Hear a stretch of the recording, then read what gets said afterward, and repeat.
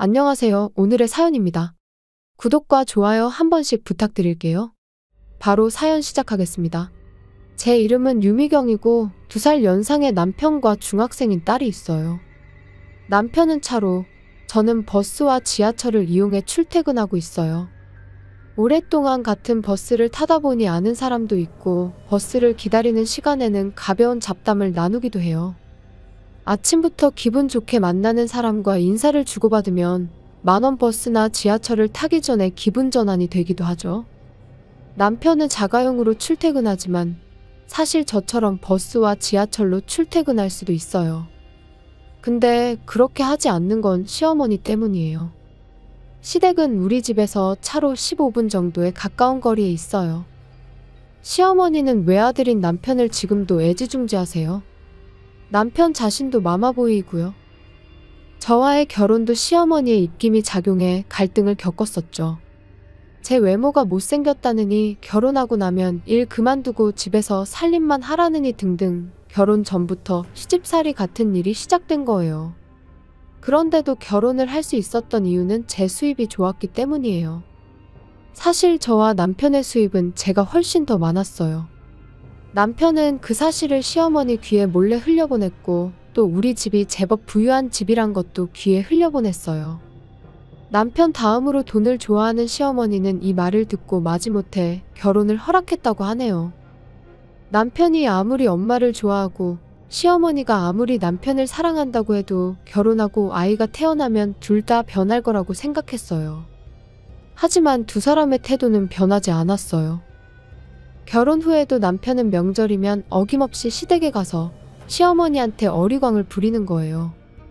처음엔 함께 시댁에 갔던 저도 남편과 시어머니 둘만의 분위기를 견디지 못해 곧 함께 가지 않게 되었어요.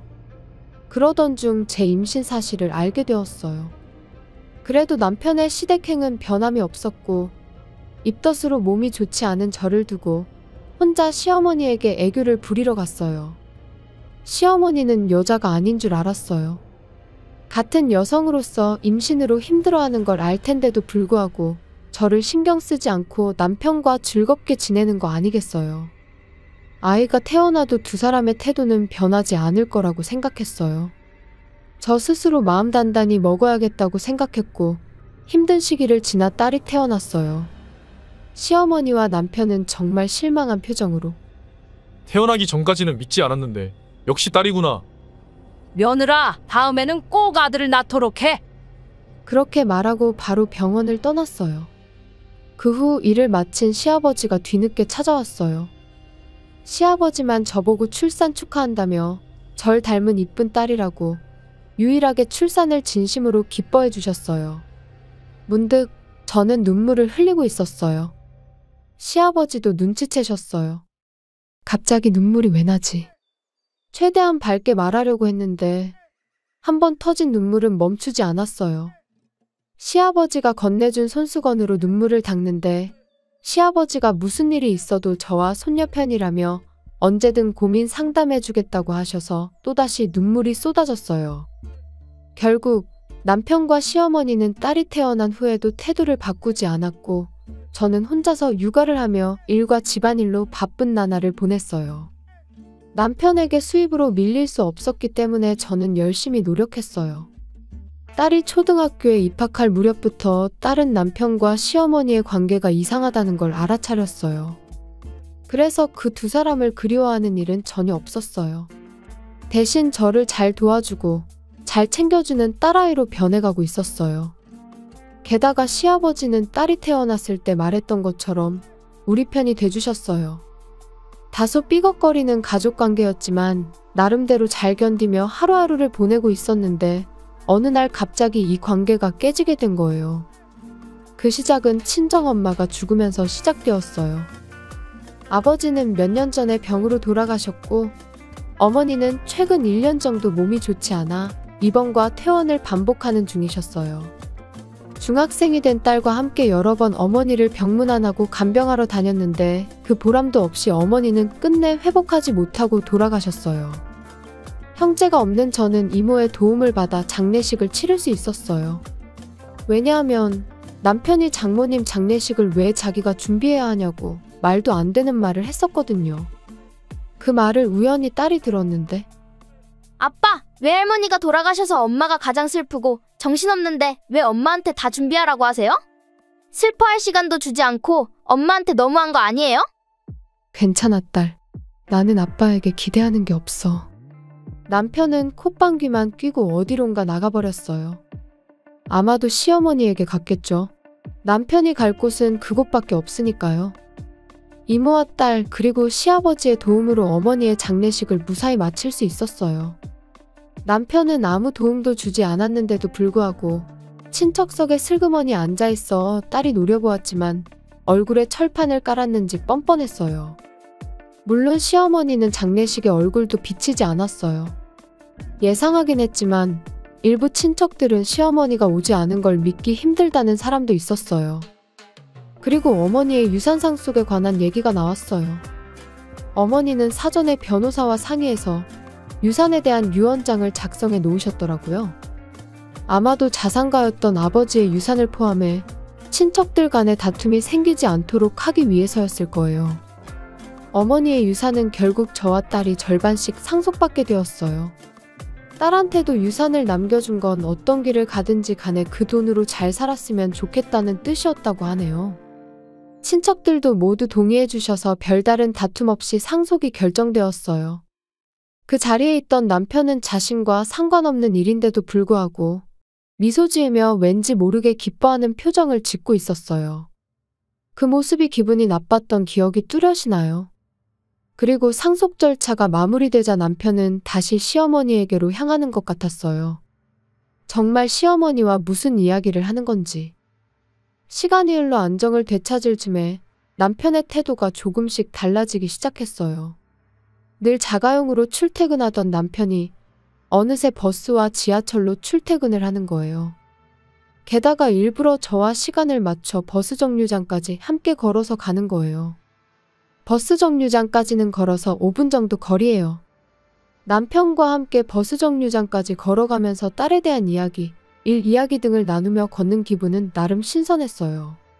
쓸데없는 이야기를 할 때도 있었지만 그래도 남편과 함께 걷는 것이 의외로 좋다는 느낌이 들었거든요. 항상 버스 정류장에서 만나는 낯익은 사람들도 남편분이시냐며 보기 좋다는 말들을 건넸고 남편도 좋은 덕담을 주고받는 모습을 보며 흐뭇하게 생각했어요. 그러나 이건 남편의 큰 작전의 일부일 뿐이었어요. 어느 날 일이 좀 밀려서 평소보다 1시간 정도 늦게 퇴근했어요.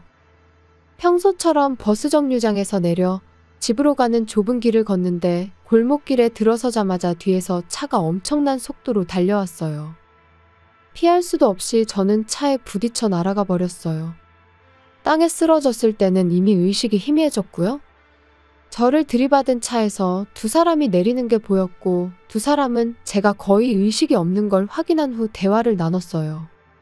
이제 계획대로 보험금이 나올 거라며 상속받은 재산이 꽤 되니까 그 돈 받게 되면 세계 일주라도 갔다 오자는 대화를 주고받는데 이 두 사람은 시어머니와 남편이었고 주위를 두리번거리고는 아무도 없다고 판단이 들자 엄마는 이 차 처리 좀 해줘요. 나는 의심받지 않기 위해 이대로 집에 가서 알리바이를 만들어 놓을 테니까요. 알았어. 차는 내가 알아서 처리할게. 두 사람은 서로 다른 방향으로 가버렸어요. 이 두 사람은 저를 들이받고 보험금과 어머니의 유산을 챙기려고 했던 거죠. 저는 이 둘을 도저히 용서할 수 없었고 어떻게든 119를 부르려고 했어요. 그러나 치밀한 남편 때문에 제 폰은 남편이 가져온 망치에 망가져 버린 상태였어요. 어떻게 하면 저들에게 복수할 수 있을까? 온몸의 통증으로 의식이 점점 흐려져 갈 때 뒤에서 들리는 듯한 목소리가 들렸어요. 그 목소리가 마지막 희망이라고 생각해서 저는 마지막 힘을 다해 도와달라고 외쳤어요. 그리고 정신을 잃었는데 제가 깨어난 건 사고 후 며칠이 지난 후였어요. 제 옆에는 딸이 자고 있었어요. 부드럽게 딸의 머리를 쓰다듬어 주자 딸이 눈을 떴어요. 그리고는 딸은 곧바로 간호사를 불러오겠다며 뛰쳐나가 간호사를 불러왔고 간호사 처치가 끝나자 딸이 다시 돌아왔어요. 엄마, 아픈 곳은 없어요? 계속 걱정하고 있었어요. 미안해, 걱정 끼쳐서. 그리고 혼자 있었던 거야? 그러자 딸의 뒤에서 시아버지가 등장하셨어요. 깨어난 저에게 시아버지는 고개를 숙이셨어요. 이번엔 아내와 아들 때문에 정말 미안해. 살아있어서 정말 천만다행이야. 라고 말했고 시아버지는 모든 걸 다 아는 듯한 표정이셨어요. 아버님, 저를 친 범인을 알고 계시는 거죠? 시아버지는 고개를 끄덕였지만 말이 나오지 않는 것 같았어요. 대신 딸이 설명하기 시작했어요. 아빠는 경찰에 잡혔고 할머니는 이미 이 세상에 없어요. 응? 지금 뭐라고 했어? 아버님, 죄송합니다만 이게 무슨 말이죠? 며느라, 널 친 건 아들과 집사람이야. 이건 알고 있겠지? 네, 알아요. 의식을 잃기 전에 두 사람이 제 보험금이 어쩌고 저쩌고 유산을 받을 수 있다는 등의 이야기를 하는 걸 들었어요. 잘 알고 있네. 그리고 사고 당시 이웃집 방범 카메라에 사건의 순간이 제대로 남아 있었어. 음성까지는 남아있지 않지만 차에 치이는 순간과 두 사람이 차에서 내려 며느리의 상태를 확인하는 모습, 폰을 망치로 조심스럽게 부수는 모습 등 모든 게 찍혀 있었어. 그래서 남편이 잡혔다는 거였군요. 근데 어머님이 이 세상에 없다는 건 무슨 말이죠? 어머님은 어떻게 되셨어요? 사고 난 뒤 차를 끌고 신호위반하고 과속하다가 교차로에 진입하던 트럭과 충돌했어. 병원으로 바로 옮겨졌는데 손쓸 방법이 없다고 하더라고. 어머님 장례식은 했어요? 아직 안 했는데 며느리 일도 있고 해서 조용히 할까 싶어. 어차피 너희들은 용서할 수 없을 테고 말이야. 딸은 조용히 고개를 끄덕이더니 우리 가족은 엄마와 할아버지뿐이라며 딸은 저를 힘껏 안아줬어요. 저는 몇 군데 골절이 있었지만 후유증은 남지 않을 것 같다고 했어요. 사고에 비해서는 빨리 퇴원할 수 있었던 거죠. 퇴원하자마자 저를 발견하고 119에 전화해준 여성에게 찾아갔어요. 그 여성은 우리의 갑작스러운 방문에 놀라며 많이 안 다쳐서 다행이라고 했는데 아침에 버스 정류장에서 매일 보던 여자더라고요. 저는 진심으로 정말 고맙다고 했고 딸도 함께 감사의 말을 전했어요. 그 후 저는 혼자서 경찰에 체포된 남편을 면회하러 갔어요. 경찰의 조사가 상당히 견디기 힘들었는지 남편은 몇 년은 늙어 보였어요. 여보, 미안해. 아기는 없었어. 이건 다 엄마가 시킨 일이고 나는 이런 짓 하고 싶지 않았어. 당신과는 1초도 부부라고 생각하기 싫어. 당신은 나를 그저 금수저라고 생각했잖아. 이혼 서류 가져왔으니 얼른 사인이나 해. 오늘 중으로 이혼 신고서 제출할 거니까. 남편은 얼굴이 새파랗게 질리며 자기를 버리는 거냐고 묻는데 이런 짓을 하고도 부부로 같이 살 수 있을 거라고 생각하냐며 정신 똑바로 차리고 살라고 말하고 경찰서를 나왔어요. 그 이후로 남편과는 더 이상 만나지 않았어요. 남편은 결국 살인미수죄가 적용되었어요. 원래는 보험금을 노리고 범행을 저지른 것 같은데 모든 게 너무 엉성했어요. 징역이 확정되자 남편은 법정에서 울음을 터뜨렸다고 해요. 그리고 남편에게 위자료도 청구했어요. 감옥에서 나와도 빚들이 남편을 기다리게 되는 거죠. 시어머니의 장례식은 따로 하지 않고 시아버지가 혼자서 시어머니를 떠나보냈다고 해요. 한편 전 딸과 단둘이 살고 있어요. 골절도 잘 나았고 직장에도 잘 복귀했어요. 그동안 살던 아파트에서 이사하게 되면서 오랫동안 이용하던 버스 정류장은 더 이상 이용하지 않게 되었어요. 제 생명의 은인과는 버스 정류장에서 만나지 않게 되었지만 정기적으로 만남을 가지고 있어요. 정말 평생 갚아도 못 갚을 은혜를 입었으니 계속해서 좋은 관계를 유지하고 싶네요. 시청해주셔서 감사합니다. 그럼 다음 영상에서 다시 뵙겠습니다. 안녕하세요. 오늘의 사연입니다. 구독과 좋아요 한 번씩 부탁드릴게요. 바로 사연 시작하겠습니다. 제 이름은 문다혜이고 2살 연상의 남편과 유치원생 아들이 있어요. 우리는 맞벌이 부부이고 같은 회사의 다른 부서에서 일하고 있어요. 제가 일이 바쁜 편이고 남편은 거의 매일 정시에 퇴근할 수 있어서 아들의 유치원 등하원은 남편이 해주고 있어요. 저녁 식사는 주말에 만들어 두었던 음식 등을 활용해 평일에는 쉽게 만들 수 있도록 노력하고 있어요. 적극적으로 집안일을 도와주는 남편 덕분에 우리 세 식구의 생활은 순탄했습니다. 하지만 이 행복한 생활에 변화가 찾아왔어요. 바로 시아버지가 돌아가셨기 때문이죠. 시아버지가 돌아가시고 시어머니는 많이 우울해하셨어요. 그런 시어머니를 혼자 둘 수 없다는 남편의 요청이 있었어요. 지금 사는 아파트에서 시댁까지는 차로 20분 정도 거리인데 시댁에서 시어머니를 모시고 살았으면 한다고 남편이 말하더라고요. 저 역시도 시아버지가 돌아가시고 너무 힘들어하시는 시어머니를 어떻게든 도와드리고 싶었기에 알겠다고 답했어요. 이렇게 해서 시어머니와의 동거가 결정된 거죠. 출퇴근이나 아들의 유치원 등하원에도 문제가 없을 것 같았어요.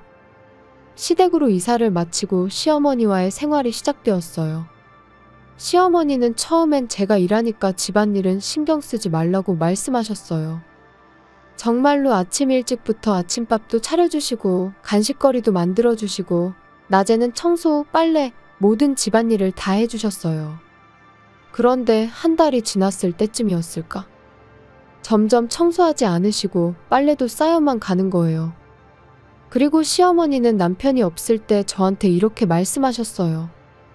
며느라, 지난 한 달 동안 너가 스스로 집안일을 대신하겠다고 말하기를 기다렸어. 그런데 너는 며느리인 걸 까먹은 거야? 어떤 며느리라도 시어머니에게 이렇게 일을 시키지 않을 거야?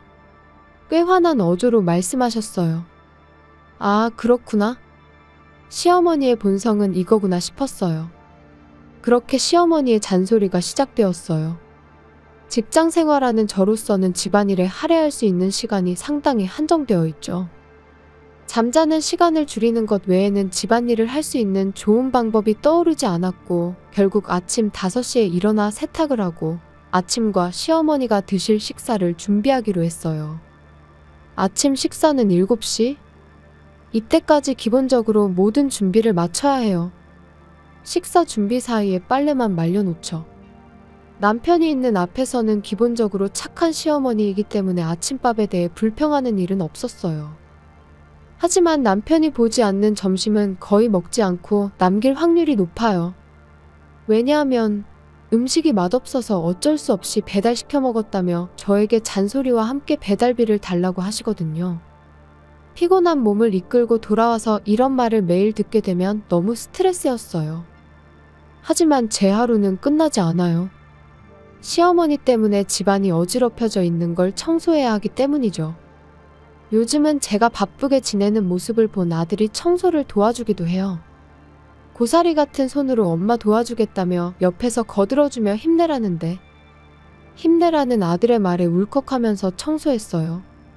저녁도 온 가족이 함께 먹는데 시어머니는 속이 안 좋다며 얼마 먹지도 않고 식사 도중에 자리를 떠요. 남편은 시어머니의 말을 그대로 받아들이기 때문에 소화 잘 되는 보약이라도 한 채 지어줘야 되는 거 아니냐고 걱정하는데 제 생각엔 저를 괴롭히기 위한 것일 거예요. 제가 그렇게 생각하는 데는 나름대로 이유가 있는데 시어머니의 방에는 엄청난 양의 과자가 쌓여 있어요. 저는 그것들을 시어머니가 매일매일 먹고 있다는 걸 알고 있어요. 시어머니는 저를 괴롭히면서 점점 기운을 차리는 것처럼 보였어요. 남편은 시어머니가 점점 더 건강을 찾는 걸 보고 함께 살게 돼서 좋다고 생각하는 것 같지만 제가 그 대신에 지쳐가고 있는 걸 눈치채지 못하고 있는 것 같아요. 남편이라도 저에게 좀 더 신경을 써줬으면 좋겠는데 그렇게 생각해도 무뚝뚝한 남편은 제 마음은 모르는 것 같네요. 아들이 다행히 제 편을 들어주니 유일한 위안이 되네요. 시어머니가 음식에 집착하는 이유는 저를 괴롭히는 것 말고도 사실 또 하나가 있어요. 그것은 바로 당뇨로 인한 식사 제한이 있기 때문이죠. 즉, 당뇨병 식단이 마음에 들지 않는다는 뜻이에요. 그런데 시어머니의 당뇨가 상당히 진행되어 당뇨막 막병증이라는 합병증을 앓고 있어요. 상태가 심해 식이요법을 지키지 않으면 조기에 실명 위기에 처할 수 있는 상황이죠. 그런데도 치료도 제대로 하지 않고 병원에 가서 의사에게 오히려 화를 내는 경우가 많아요. 대체로 식단이 마음에 들지 않아 배달 음식을 먹는다든지, 저녁도 속이 안 좋다며 과자를 먹는다든지 당뇨병 환자로서의 자각이 너무 부족해요. 이쯤 되면 남편에게 말하지 않을 수 없어서 시어머니의 식사에 대해서 모든 걸 말했어요. 제 이야기를 들은 남편은 깜짝 놀란 표정을 지으며 바로 시어머니를 찾아갔어요. 그리고 시어머니를 엄청나게 화나게 한 것 같았어요. 눈이 보이지 않아도 괜찮아? 앞이 안 보이면 어떻게 살 생각이야? 혼이 난 시어머니는 일주일 정도 제가 만든 당뇨식만 드셨던 것 같아요. 하지만 원체 식탐이 많은 시어머니는 금방 원래의 식습관으로 돌아갔어요. 게다가 저에게 절대 실명 같은 건 안 하니깐 호들갑 떨지 말고 남편에게 괜히 말하지 말라고 하더라고요. 무슨 자신감으로 이런 말을 하는 것일까요? 얼마 전 시어머니의 진짜 상태가 궁금해서 시어머니가 다니는 병원을 찾아가 봤어요. 의사의 이야기를 들어보니 정말 실명 위기에 처해 있다고 하더라고요. 가족들이 신경을 많이 써줘야 한다고 하는데 어떻게 하면 시어머니에게 이 마음이 전달될 수 있을지. 얼마 후 시어머니는 정말 당뇨 합병증으로 실명에 이르게 되었어요. 그리고 시어머니는 실명의 책임을 제게 떠넘겼어요.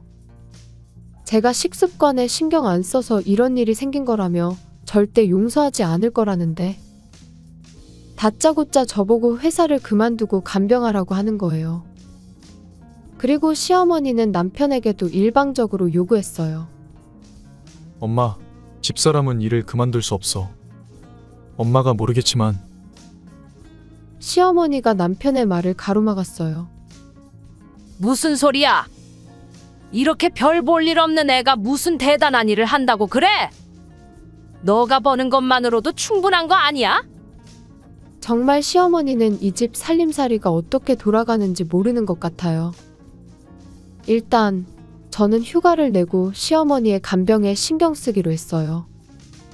앞이 보이지 않는 시어머니는 이기적으로 변해버렸어요. 실명의 원인이 된 당뇨병은 완치되지 않아 앞으로도 다른 합병증을 유발할 가능성이 있다고 의사에게 들었는데도 아직도 식단과 식사량에 불만을 가져요. 눈이 보이지 않아서 먹는 것밖에 재미가 없는데 이런 것만 어떻게 먹고 사냐며 시어머니의 폭언이 매일 이어졌어요. 그래도 일상생활에 간병이 필요하니 화장실에 갈 때나 목욕, 산책 등 온갖 명령만 늘어놓아요. 말투도 온통 명령조로 말하는데 저는 고민하고 고민하다가 남편에게 이런 사실을 말했어요. 오늘도 식사에 대한 불평만 늘어놓으셨어. 무슨 일을 하든 명령조로 말하시고. 미안해 여보. 내가 당신 일해야 한다고 다시 말해볼까? 그래주면 좋겠어. 이제 간병휴가도 끝나면 어떻게든 해야 하니까. 저는 남편이 시어머니 편이 아니어서 다행이라고 생각했어요. 2주가 지나고 이제 간병휴가도 한계에 다다랐어요. 시어머니는 여전했고 남편이 도우미를 구하려고 한다고 말하자 돈 아깝게 뭐하러 구하냐며 그냥 저보고 계속하도록 해라고 말하는데 남편은 그럴 수 없다고 했어요. 왜냐하면 제가 이 집에서 제일 많이 버는 사람이기 때문이고 이 사실을 알려줬어요. 남편의 대답에 시어머니는 큰 소리로 웃음을 터뜨렸어요. 시어머니는 아들의 말조차 믿지 않고 자신의 망상에 빠져있는 듯했어요. 그리고 저는 내일부터 회사에 복귀하기로 돼 있어서 내일부터는 도우미가 시어머니를 돌봐주는 걸로 정했어요. 시어머니의 기분은 아침부터 최악이었어요. 아침을 먹지 않겠다며 방에 틀어박혀 있다가 점심이 되어서야 겨우 얼굴을 내밀었어요. 점심을 준비하고 먹는 모습을 지켜보고 있는데 갑자기 음식이 담긴 접시를 던져버리는 거예요. 뭐야, 이 밥! 사람이 먹을 수 있는 음식이 아니잖아. 오늘은 짬뽕이 먹고 싶으니까 얼른 배달이나 시켜줘. 시어머니의 건강을 생각해서 점심은 만드는데 이런 말을 들으면 온몸의 기운이 쫙 빠지고 화가 나요. 어머님, 눈 다음으로 귀도 잃고 싶으세요? 라고 시어머니 옆에서 속삭였어요. 시어머니는 깜짝 놀란 표정으로 제 쪽으로 고개를 돌렸어요. 너 도대체 그게 무슨 말이야? 시어머니도 조금은 당황한 듯 물었어요. 저는 실명했는데도 계속 건강관리 안 하면 다음 차례는 귀가 아닐까 싶다고 말했어요. 그러자 시어머니는 눈이 동그래지며 절 이상하게 쳐다보는데 제가 다음엔 정말 더 큰일 날 거라고 했더니 시어머니는 두려움 때문인지 얼굴이 새파랗게 질려버렸어요. 시어머니는 저를 완전히 귀신 보듯 보기 시작했어요. 그리고 남편이 돌아오자 시어머니는 남편에게 할 말이 있다며 바로 자기 방으로 가버렸어요. 배고파하는 아들과 함께 먼저 저녁을 먹고 있는데 시어머니의 방에서 큰 목소리가 들리는 거예요. 며느리가 내 눈뿐만 아니라 귀까지 없애려고 해. 저런 사이코패스 같은 며느리랑 빨리 이혼해. 이러다가 내 몸뚱아리가 남아나질 않겠어? 남편의 목소리는 들리지 않아 알 수 없지만 분명 시어머니를 달래려고 하는 것 같았어요. 하지만 시어머니의 목소리는 계속 들려왔어요. 그러자 남편이 나와서 시어머니의 방문을 쾅하고 힘껏 닫았어요. 그리고 남편이 터벅터벅 우리 쪽으로 오더니 이 집에서 나가자며 짐을 싸라고 했어요. 갑자기 왜 그래? 웬만해서는 화를 잘 안 내는 남편이 이렇게 화를 내는 건 처음이었어요. 이미 엄마에 대한 정은 다 떨어졌어. 당신이 눈을 실명시켰다느니 다음엔 귀를 못 듣게 할 거라고 하는데 그걸 어떻게 듣고 있겠어? 엄마 실명은 완전히 스스로 자초한 결과잖아. 그런데도 그런 말을 하다니. 정신이 이상한 건 지금 엄마야? 저는 화난 남편의 지시를 따르기로 했어요. 최소한의 짐을 챙겨 시댁을 떠나려고 현관에서 신발을 신고 있는데 시어머니가 난간을 잡고 혼자 오셨어요. 너희 지금 어디 가는 거야? 이런 나를 두고 나간다는 게 말이 돼? 사이코패스 같은 며느리만 나가면 되니까 손주랑 함께 이 집에서 살자. 내일이면 도우미가 오니까 이제부터는 그 사람을 의지해요. 우리는 이제 인연을 끊을 거니까. 그렇게 말하고 남편은 현관문을 열었어요. 아직은 조금 쌀쌀한 공기가 현관문을 통해 들어왔어요. 시어머니에 계속 절박하게 외쳤지만 누구의 마음도 움직이지 않는 것 같았어요. 그렇게 우리 세 사람은 시댁을 떠났어요. 그날은 역 앞에 호텔에 묵게 되었어요. 다음 날은 금요일이라 그날 하루만 버티면 주말에 어떻게든 움직일 수 있을 것 같았기 때문이죠. 아침이 되어 저는 오랜만에 회사로 향했어요. 그리고 퇴근을 하고 친정집으로 가기로 했어요. 집이 정해지기 전까지는 친정집에서 신세를 지기로 했거든요. 남편은 오늘부터 시댁에 오기로 한 도우미에게 시어머니의 안부를 물어보기로 했어요. 전화를 걸어보니 역시나 시어머니는 도우미에게 갑질을 많이 하셨다고 해요. 저에게 했던 것처럼 욕설을 퍼붓고 결국은 나가라고 쫓아내버렸다고 해요. 오늘 간 도우미는 첫날이라 이럴 수 있다고 했지만 시어머니의 성격상 계속 저럴게 뻔해요. 그래도 남편은 시댁에 돌아갈 생각은 절대 없다고 했어요. 언젠가 정말 시어머니를 돌봐줄 사람이 없어지면 시설에 입소하는 것도 고려하고 있다네요. 시설에 들어가면 식사도 제대로 된 당뇨식도 나오고 그 이상의 식사는 더 이상 할 수 없게 되니 일석이조라고 하더라고요. 저는 시어머니의 친아들인 남편이 그렇게 해도 좋다고 하면 따를 수밖에 없는 거죠. 시어머니에 대한 애정 따위는 이미 다 떨어졌으니까요. 그 후에 시어머니는 남편의 생각대로 새로 오는 도우미마다 갑질로 괴롭혀서 도우미 구하는 게 점점 힘들어지고 있어요. 당연히 당뇨용 식단을 섭취할 리도 없고 혈당 수치도 계속 높게 유지하고 있다고 해요. 의사가 이대로 가다가는 다른 합병증 증상도 나타날 거라는데. 하지만 우리 가족이 시어머니를 볼 일은 앞으로 절대로 없을 거예요. 남편은 이미 시어머니가 들어갈 시설도 알아보고 있고 상담도 받는 중이에요. 한편 우리는 새 집으로 무사히 이사할 수 있었어요. 물론 시어머니께는 이사한 곳을 알려드리지 않았어요. 실명했다고 해도 이 집 주소를 알려주면 택시 등을 이용해서 올 수 있기 때문이죠. 저와 아들은 시어머니와 완전히 떨어져서 생활하고 있고 정신적으로도 안정되었어요. 일도 예전처럼 잘 해낼 수 있게 되었고요. 시어머니와 함께 살았던 몇 달은 악몽을 꾼 것 같은데 이제는 별로 기억조차 나는 게 없다는 게 솔직한 심정이에요. 앞으로는 남편과 아들과 함께 행복한 일상을 보내고 싶네요.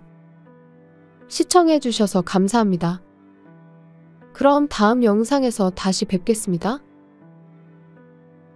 안녕하세요. 오늘의 사연입니다. 구독과 좋아요 한 번씩 부탁드릴게요. 바로 사연 시작하겠습니다. 제 이름은 김채희고 2살 연상의 남편과 초등학교 1학년이 되는 아들과 함께 3인 가족이에요. 우리 부부는 사내 결혼을 했어요. 결혼 후에도 같은 직장에 다녔었는데 몇 년 전 이직해서 다른 회사에서 재택근무로 일하고 있어요. 아들과의 시간을 많이 보낼 수 있는 좋은 직장으로 이직했다고 생각해요. 그리고 재택근무의 장점은 출퇴근 시간이 없다는 거예요. 이전 직장은 편도 30분씩 출퇴근을 했기 때문에 매일 1시간씩 시간을 아낄 수 있게 된 거죠. 그 시간만큼 집안일을 신경 쓸 수 있게 된 것도 큰 장점이에요. 남편도 매일 청소도 깔끔하게 하고 밥도 정성스럽게 먹을 수 있어서 행복하다고 말해줘서 정말 이직하길 잘했다는 생각을 했어요. 하지만 이렇게 좋았던 우리 부부관계는 조금씩 변해갔어요. 처음에는 사소한 것부터 변했던 것 같아요. 남편은 시간만 나면 폰을 만지기 시작했어요. 물론 아들 앞이나 식사 중 등은 만지지 않지만 그 외의 시간에는 항상 폰을 확인하는 것 같았어요. 게다가 폰을 보면서 웃고 있는 것 같았어요. 뭘 보는지 궁금해서 처음엔 뭘 보고 웃고 있는 거냐고 물어본 적도 있어요. 그러자 남편은 고양이가 나오는 영상을 보여주며 여기가 반려동물 금지 아파트가 아니라면 좋겠다고 했어요. 제가 아는 남편은 동물을 싫어해서 이 아파트를 선택한 건데 무언가를 숨기듯 했고 동영상으로 위장하는 게 아닌가 하는 생각이 들었어요. 이렇게 폰을 항상 들고 다니는 남편에 대한 불신이 조금씩 생기기 시작했어요. 손에 폰을 달고 다닌 지 1달 정도 지났을 때였을까? 이번에는 야근이 늘어나면서 남편의 귀가가 급격히 늦어지기 시작했어요. 그전까지 일주일에 1~2번 정도였던 야근이 매일같이 반복되었고 퇴근 시간도 상당히 늦어져서 10시가 넘어가는 게 일상이 돼버린 거죠. 도대체 어떤 일을 하고 있길래 이렇게까지 야근을 해야 하는지 궁금해서 물어봤어요. 그러자 남편은 최근에 새로운 프로젝트의 팀장으로 발탁돼서 후배들도 돌봐야 하고 힘들다며 당분간은 늦게 들어오는 건 어쩔 수 없다고 했어요.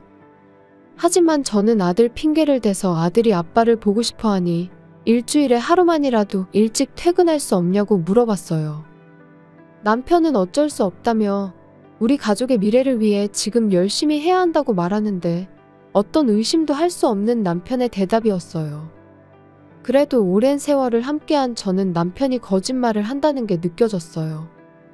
그동안 승진 욕심도 별로 없고 주어진 일만 묵묵히하는 타입의 남편이 이렇게까지 업무에 열중한다는 건 도저히 이해하기 어려웠거든요. 게다가 매일 즐겁게 출근하는 남편을 보면 일 외에 다른 즐거움이 있는 것 아닌지 의심이 들 정도였어요. 저는 이 의구심을 해소하기 위해 시어머니와 이야기해 보기로 했어요. 제 친정집은 지방에 있고 기차로 2시간 정도 걸리는 지역에 있어요. 부모님을 만날 수 있는 건 1년에 몇 번 안 되죠. 그런 저에게 든든한 버팀목은 시부모님이었어요. 시댁은 우리 집에서 차로 20분 정도면 갈 수 있는 가까운 곳에 있거든요. 어려운 일이 생기면 시부모님, 특히 시어머님과 이야기하는 경우가 많았어요. 그만큼 시어머니와 사이가 좋다는 뜻이죠. 아들도 시부모님을 무척 좋아하기 때문에 아이를 맡기고 싶을 때도 안심하고 맡길 수 있었어요. 그리고 이번 남편 문제도 시어머니와 상의해보기로 했어요. 휴일에 아들을 데리고 시댁에 놀러 갔어요. 시어머니께 미리 이야기 나누고 싶은 게 있다고 말씀드렸더니 도착하자마자 시아버지가 아들을 데리고 공원으로 놀러 가서 저와 시어머니 둘만의 시간을 만들어 주셨어요. 경청해 주시는 시어머니에게 최근 남편의 부자연스러운 행동에 관해 이야기했어요. 폰을 항상 손에 쥐고 있고 야근을 엄청나게 하고 혼자서 외출도 하고 가족끼리 시간을 보내려 하지 않는다는 말을 했어요. 시어머니는 조용히 제 이야기를 들어주셨는데 역시나 시어머니도 남편의 행동이 이상하다고 말했어요. 시어머니는 금전적인 문제는 없냐고 물으셨는데 생각해보니 이번 달 생활비 입금이 늦어지긴 했었어요. 우리 부부는 맞벌이 부부이기 때문에 생활비는 반반씩 부담하기로 했었거든요. 매달 정해진 금액을 생활비 계좌에 입금하도록 되어 있는 거죠. 그동안 남편의 입금이 늦은 일은 없었지만 며칠 뒤면 입금되겠지 싶어 크게 신경 쓰지 않고 있었어요. 며느라, 생활비까지 늦게 주면 더 의심해봐야지. 아들을 믿고 싶지만 그렇다고 무턱대고 맘 놓고 믿고만 있을 수 없잖아. 시어머니 말씀이 맞다고 생각했어요. 그동안 저는 남편에게 너무 너그러웠던 것 같아요. 저는 시어머니에게 정말 어렵겠지만 엄마와 아들로서 남편에게 이야기 좀 해주면 안 되냐고 부탁을 드렸고 시어머니는 알겠다며 걱정 말라고 하셔서 도움을 받기로 했어요. 이렇게 해서 우선 시어머니가 남편에게 주의를 시키기로 됐어요. 하지만 이것이 역효과로 끝날 줄은 전혀 예상하지 못했는데 일주일 후 시어머니가 남편에게 주의를 준 것 같았어요. 남편은 시댁에서 돌아와서 잔뜩 인상을 쓰더니 곧 저에게 화를 내기 시작했어요. 너 엄마한테 뭘 말했어? 내가 열심히 일하는 걸 그렇게 못 믿어? 생활비 입금도 일이 바빠서 늦어졌을 뿐인데 그런 얘기까지 다 하고 이 나이에 엄마한테 그런 잔소리를 듣게 해야겠어? 남편의 고함에 저는 아들에게 자기 방에 있으라고 했어요. 남편의 화는 멈추지 않았고 승진할지도 모르는 이런 중요한 시기에 이런 더러운 기분이 들게끔 해야만 했냐고 말했어요. 아마 남편은 제 사과를 기다리는 것 같았어요. 하지만 저 역시 지난 몇 주 동안 남편 때문에 쌓여있던 감정이 많았어요. 나한테 소리 지르기 전에 행동부터 똑바로 해. 나는 어머님에게 사실대로 말했을 뿐이야. 어머님도 당신이 이상한 것 같다고 하셨는데 내가 오히려 화를 내야 하는 상황 아니야? 남편은 자기를 이런 식으로 생각하고 자기를 믿지 못할 거면 이 집에서 나가라고 했어요. 무슨 소리야? 월세는 나도 반 내고 있잖아. 근데 나보고 나가라고. 그렇게 못해. 남편은 씩씩거리며 자기 방으로 돌아갔어요. 이때부터 남편과의 냉전이 시작되었어요. 그날을 기점으로 저와 남편의 대화는 거의 사라졌죠. 남편이 식사를 준비해도 먹지 않으니 언제부턴가 밥도 하지 않게 되었어요. 남편은 아침 일찍 나가서 밤늦게 돌아오는 것 같았어요. 왜냐하면 저는 남편이 돌아오기 전에 먼저 잠자리에 들기 때문에 정확하게 잘 몰라요. 저는 아들이 외로움을 탈까봐 시댁에 가는 횟수를 늘렸어요. 그리고 시어머니는 남편의 행적을 조사해보는 게 어떻겠냐고 제안했어요. 여러 가지 의심스러운 점이 있지만 우리끼리 조사하기에는 무리가 있었거든요. 시아버지께서도 조사 비용을 어느 정도 부담해 주신다고 하셔서 탐정의 남편에 대한 조사를 의뢰해보기로 했어요. 아무것도 발견되는 게 없고 정말 남편이 일에 몰두하고 있다면 저는 진심으로 사과를 해야겠다고 생각했는데 그러던 어느 날 집에서 일하고 있는데 학교에서 연락이 왔어요. 아들이 고열로 쓰러졌다는 거예요.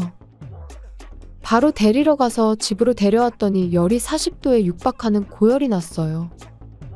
병원에 데려갔다가 밤늦게까지 간호하고 있는데 남편이 막 돌아왔어요. 남편의 얼굴은 정말 오랜만에 보는 거였어요. 남편은 이 시간까지 깨어있는 저를 보고 놀라며 왜 이 늦은 시간까지 깨어있느냐고 물었어요.